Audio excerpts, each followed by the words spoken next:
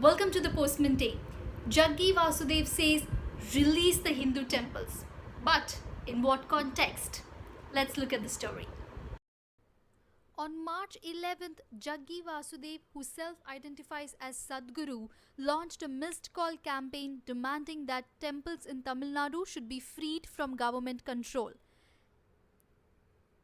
Jaggi Vasudev had earlier said, "We live in times where we understand that the government should not manage airlines, airports, industry, mining, trade. But how is it that sacred temples can be managed by the government? What qualifies them?"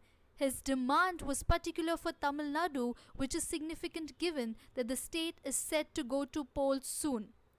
Jaggi had sought the intervention of Chief Minister of Tamil Nadu Yedapadi Palaniswamy, DMK Chief M.K. Stalin and actor Rajnikant.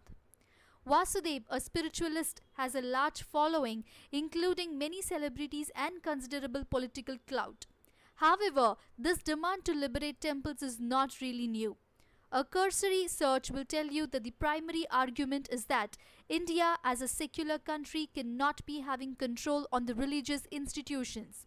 Those in favor of freeing temples also contend that places of worship of other religions like mosques and churches are not under government control, so why temples? At face value, there appears to be some truth in the statements. The purely administrative aspects of temples, such as budgeting, filling up vacancies, etc., are regulated under the Hindu Religious and Charitable Endowments Act. States have their own acts. For instance, Tamil Nadu has the Tamil Nadu Hindu Religious and Charitable Endowments Act 1959. Kerala's 5 Devaswam boards, which govern a majority of the Hindu temples, are covered under the Travancore Cochin Hindu Religious Institutions Act 1950, Madras Hindu Religious Act and Charitable Endowment Act 1951. Appointments to these boards are done by a Devaswam Recruitment Board, which came into being in 2015. In Andhra Pradesh, there is the Andhra Pradesh Charitable and Hindu Religious Institutions and Endowments Act 1987. Karnataka and Telangana have similar laws.